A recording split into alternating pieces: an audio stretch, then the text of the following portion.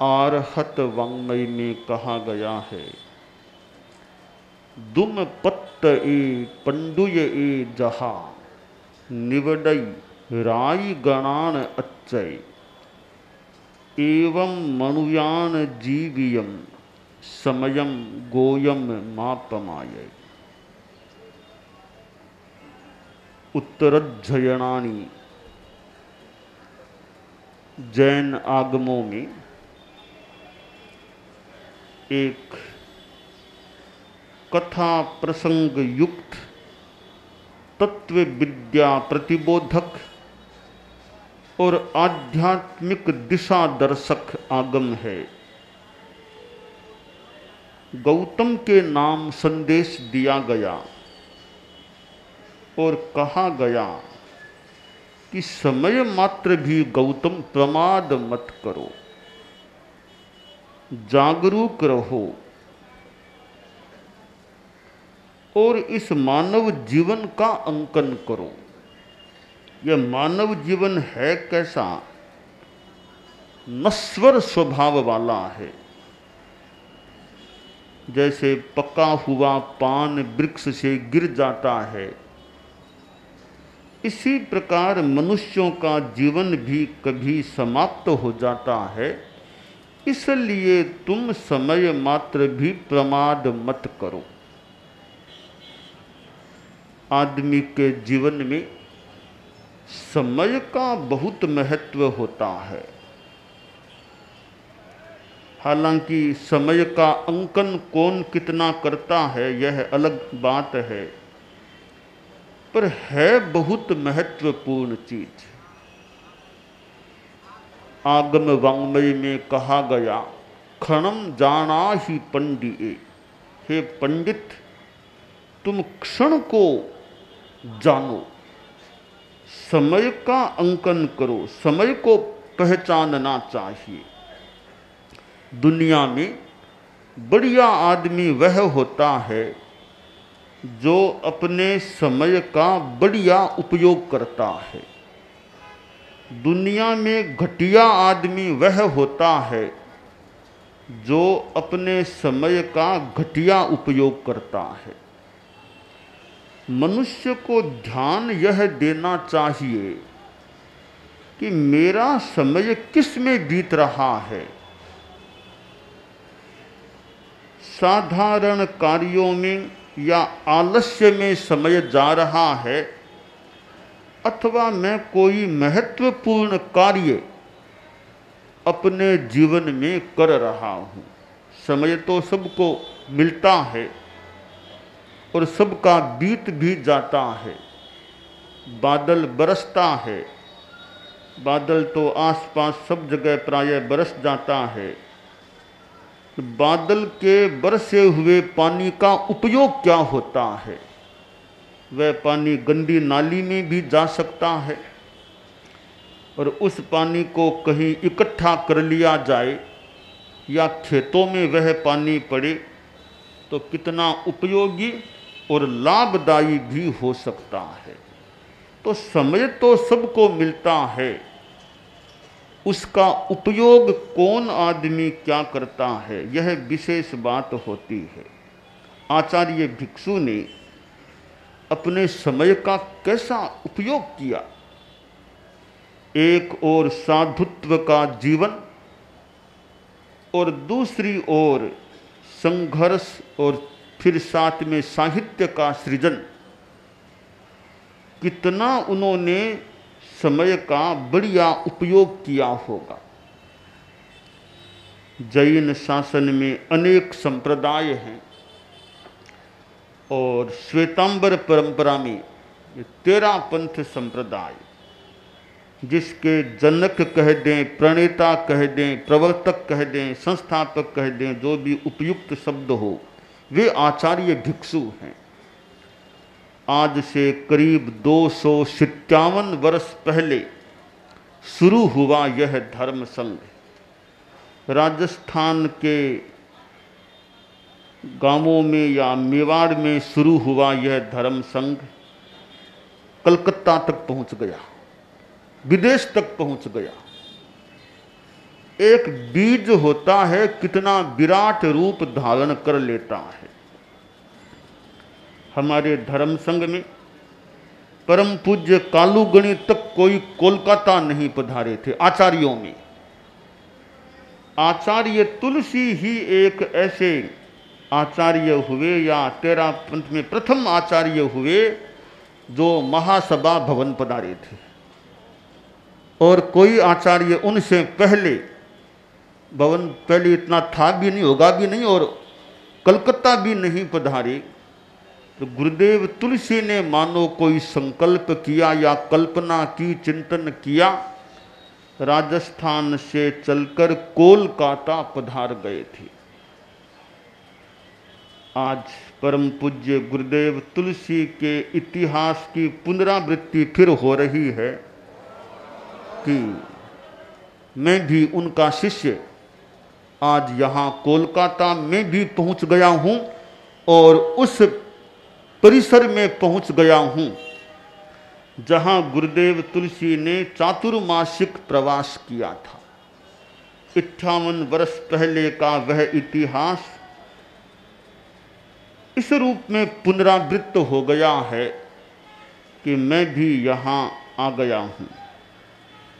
और उस प्रवास को देखने वालों में हमारे साध्वी प्रमुखा जी हैं जो उस प्रवास के साक्षी हैं। आप फरमा रही थी कि ऊपर हम लोग जाते थे, पर अब कुछ याद कम है, बातें थोड़ी ऊपर हम लोग ऊपर जाते थे गुरुदेव के पास। भवन बदल गया, थोड़ा हो गया। और हम यहाँ आए हैं, मैं यहाँ आया हूँ, साध्वी प्रमुखा जी भी हमारे साथ पधारे हैं। का एक जीवन के 8वें दशक में हैं और हमारे साथ पधारे हैं। और साध्वी प्रमुखा जी ने जैसा कहा, मेरा जीवन मेरा दर्शन को कोई पढ़े तो कोलकाता महासभा के बारे में भी जानकारियाँ संभवतः प्राप्त हो सकती हैं। हमारे साथ मुख्य नियोजिका जी साध्वी वरिया भी हैं जो भी इस यात्रा में साथ है, मुख्य मुनि भी हमारे साथ हैं और भी हमारे साधु साध्वियाँ समणियाँ भी हैं। तो आज यहाँ महासभा भवन में आना हुआ है। और लोग कोई साध्वियाँ पहले आ चुकी हो, कोई नहीं, जैसे कोई यशोमती जी पहली पापों पहले, हाँ हम लोग कोलकाता, हाँ हाँ हाँ हाँ। और गुरुदेव तुलसी के साथ वाले तो कोई है नहीं, साधु साधियों रूप में कोई नहीं है। वह पूरा युग मानो प्राय चला गया होगा, हैं तो भी अन्य जगह पर है, यहाँ पर कोई नहीं है मतलब। जैन श्वेतांबर तेरापंथी महासभा तेरापंथ समाज की एक अति महत्वपूर्ण संस्था है जिसे तेरापंथ समाज की प्रतिनिधि संस्था कहा जा सकता है, कहा जाता है। और एक समर्थ संस्था है, सबल संस्था है, कमजोर संस्था नहीं है। मानो कंधे मजबूत हैं महासभा के, ऐसी संस्था है। और मजबूत कंधों पर भार डालने का महत्व है। दुर्बल कंधों पर भार डालना भी नासमझी की बात हो सकती है। मजबूत कंधे हों, उन्हीं कंधों पर उचित भार डाला जाना चाहिए। तो महासभा तेरापंथ समाज की एक इतनी समर्थ संस्था है। तेरापंथ समाज में मानो रात को 12 बजे कोई बात कर दे, यह काम होना चाहिए, करना चाहिए, तो महासभा को कहा जा सकता है।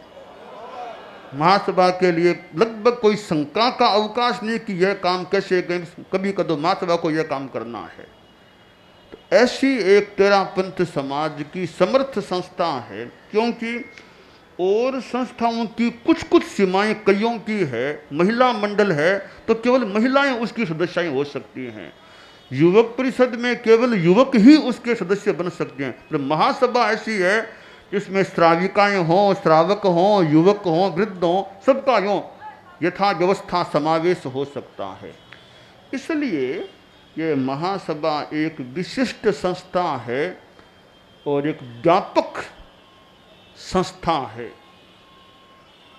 और यह महासभा का मुख्यालय की बात यदा कदा पढ़ते या सुनते, पत्र आदि में देखते, ये एड्रेस है महासभा का, पर आज इधर आना हो गया। जिसकी बात सुनते थे आज उसको आंशिक रूप में देखने का मौका मिला है और यहाँ आना हो गया है। महासभा अनेक गतिविधियों से संपृक्त हैं, अनेक गतिविधियों का संचालन कर रही है और हमारे कितने कितने श्रावक इस संस्था से जुड़े रहे।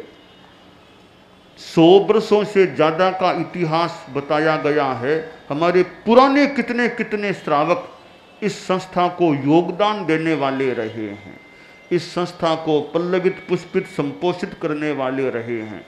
आचार्यों का तो छत्र छाया कह दें, साया कह दें, मार्गदर्शन कह दें, वह तो बहुत ऊंची बात है ही, परंतु एक समाज की सीमा में कितने कितने श्रावकों ने और कई श्राविकाओं ने भी मान ले अपना योगदान दिया है और इस संस्था को संपोषित बनाने का प्रयास किया है।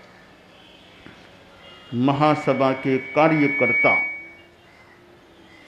और जिनमें मुझे लगा कि विनय भाव भी है और गुरुओं के इंगित के प्रति मजबूत समर्पण का भाव है, गहरा अच्छा समर्पण का भाव है और गुरुओं का आचार्यों का कोई स्पष्ट इंगित मिल जाए, मानो कि बहुत अच्छे ढंग से उस पर ध्यान दिया जाता है, ऐसा प्रतीत हो रहा है।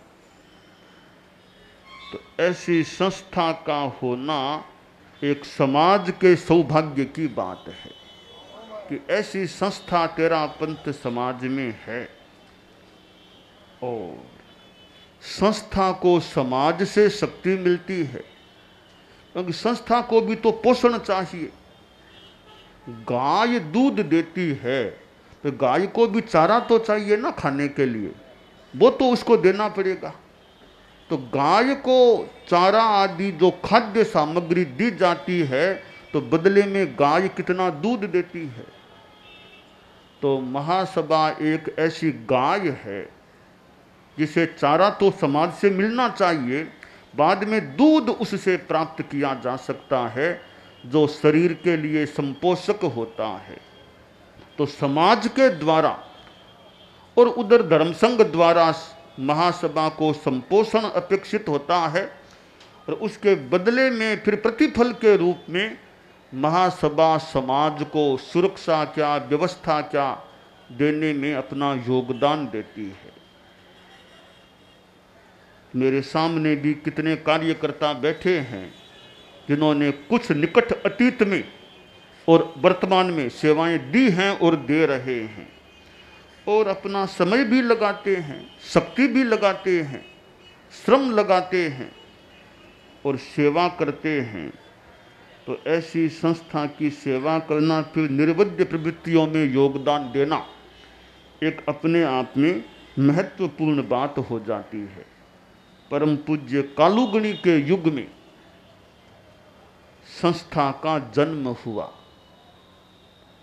कालूगणी के युग में जन्मी हुई संस्था तो विरल ही होगी, उसमें यह संस्था है। और परम पूज्य गुरुदेव तुलसी का तो गहरा संबंध इस संस्था के साथ रहा है, गहरा संबंध कहा जा सकता है। वे तो स्वयं संरक्षण देने वाले, देखभाल करने वाले थे और फिर आचार्य महाप्रज्ञ जी का पथ दर्शन महासभा को प्राप्त हुआ और वर्तमान में भी महासभा अपने ढंग से अच्छा कार्य कर रही है। और इसके साथ फिर तेरापंथी विद्यालय भी जुड़ा हुआ है, साथ में जुड़े हुए हैं। विद्यालय से भी कितने कितने विद्यार्थियों को ज्ञान प्राप्त करने का अवसर मिला है और मिल रहा होगा। हमारे धर्मरुचि जी स्वामी तो इसी विद्यालय के विद्यार्थी रहे हैं। मुनिश्री धर्मरुचि जी स्वामी जब गुरुदेव तुलसी का चतुर्मास था तब विद्यार्थी थे इस विद्यालय के। आज हमारे धर्म संघ में संत के रूप में हैं, शासन श्री मुनिश्री के रूप में, अग्रणी मुनिश्री के रूप में हैं। तो कितने कितने विद्यार्थियों को तेरापंथी विद्यालय से भी ज्ञान प्राप्त करने का अवसर प्राप्त हुआ है। तो यह महासभा संस्था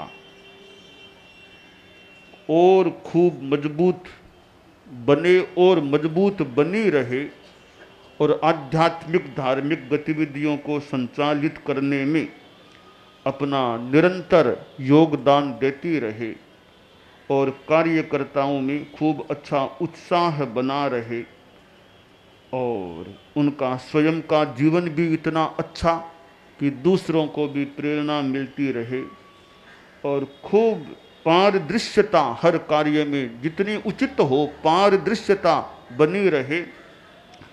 और मेरा तो ये विचार रहता है कि भी हमारे लिए नैतिकता खास बात है। सरकारी मामलों में भी जहाँ तक संभव हो सके कहीं कोई कानून का उल्लंघन न हो। थोड़ी देरी भले हो जाए, थोड़ा विलंब हो जाए कार्य में, पर कहीं कोई अवैध कार्य न हो।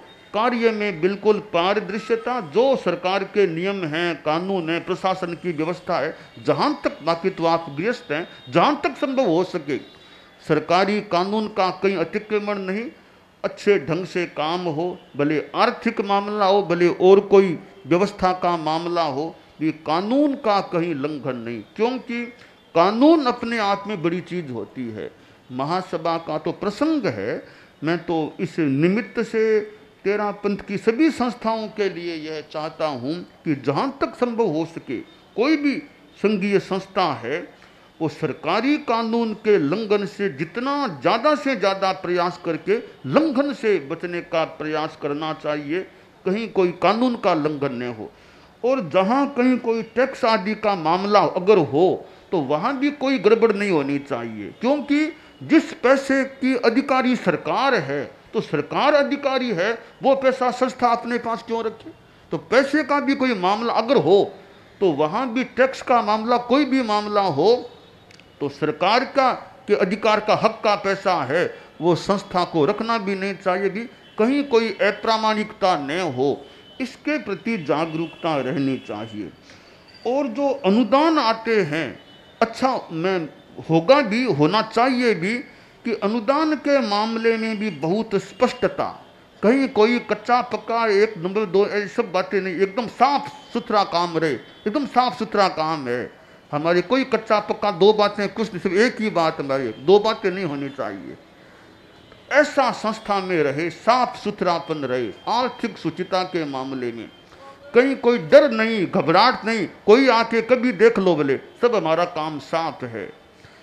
तो सरकार का सम्मान तो भले कोई करे, प्रशासन का सम्मान तो भले कोई करे, पर ऐसी बातों को लेकर कोई राजी करना पड़े, किसी को रिश्वत देना पड़े, यह नौबत कभी नहीं आनी चाहिए। हाँ, सरकार को इच्छा से तो संस्था भले लाखों दे दे, कोई दिक्कत नहीं, सहयोग के लिए, पर झुककर के अपना बचाव करने के लिए रिश्वत के रूप में एक पैसा भी किसी को क्यों देना पड़े। तो रिश्वत के रूप में नहीं देना पड़े एक संस्था को कभी। हाँ, सहयोग भले लाखों देना पड़े तो कोई दिक्कत की बात नहीं, पर झुककर के अपने बचाव की दृष्टि से कोई रिश्वत देना पड़े, यह दुर्बलता किसी संस्था में नहीं आए तो अच्छा रहे। इतना संस्थाओं में साफ सुथरापन रहना चाहिए। कोई मकान का निर्माण हो, वहाँ भी बिल्कुल पारदर्शिता, जो नियम है सरकार के, प्रशासन के नियमों का अतिक्रमण भवन निर्माण में भी कहीं नहीं हो। ये बातें मैं महासभा के माध्यम से सभी को बता रहा हूँ कि ऐसा हमारी संस्थाओं में, तेरापंथ की संस्थाओं में पारदर्शिता का, स्पष्टता का और नैतिकता का, क्योंकि ये धार्मिक धर्म से जुड़ी हुई संस्थाएं हैं। उसमें भी हम तो अनुव्रत का प्रचार करने वाले हैं, अहिंसा यात्रा में नैतिकता की बात बताने वाले हैं, तो हमारी संस्थाओं में तो नैतिकता पर ध्यान दिया ही जाना चाहिए कि हम तेरापंथ समाज की संस्थाएं हैं, संघीय संस्थाएं हैं, नैतिकता के मामले में दुर्बलता वहाँ न मिले। तो ऐसा संकल्प, ऐसा प्रयास हमारे धर्म संघ की संस्थाओं में, संघीय संस्थाओं में रहना चाहिए। काम भले थोड़ा कम हो जाए कोई खास बात नहीं, गतिविधियां 2 की जगह 1 चले कोई खास बात नहीं, 100 की जगह 80 चले कोई खास बात नहीं, पर कार्य में नैतिकता, प्रामाणिकता, ईमानदारी, पारदर्शिता, इसमें कहीं जहां तक हो सके समझौता नहीं करना चाहिए। तो समझौता, अनैतिकता के साथ कोई समझौता नहीं, ऐसा यथासंभव संस्थाओं का प्रयास रहना चाहिए। तो आज हम लोग इस महासभा संस्था के मुख्यालय या भवन या प्रांगण या परिसर में आए हैं और एक महत्वपूर्ण दिन है कि आज जिस संस्था के साथ इतना संबंध रहा है समाज का भी, धर्म संघ का भी, आज उस संस्था के मुख्य स्थान में या उसके परिपार्श्व में, उसके भवन में उधर आने का मौका मिला है। और यह संस्था खूब आध्यात्मिक धार्मिक दृष्टि से फले फूले, खूब अच्छा विकास करे। और हमारे धर्म संघ में संस्थाएं तो अनेक हैं, कितनी कितनी केंद्रीय संस्थाएं भी हैं, अपने अपने ढंग से काम भी करती हैं, और सब संस्थाओं का अपना अपना स्थान है, अपना अपना दायरा हो सकता है। मैं उन संस्थाओं के संदर्भ में महासभा को देखूं तो मैं यह कहना चाहूँगा कि यह महासभा संस्था शिरोमणि है। संस्था शिरोमणि, संस्था शिरोमणि जैन श्वेतांबर तेरापंथी महासभा, इस रूप में मैं महासभा को संबोधित करता हूँ कि संस्था शिरोमणि जैन श्वेतांबर तेरापंथी महासभा। हाँ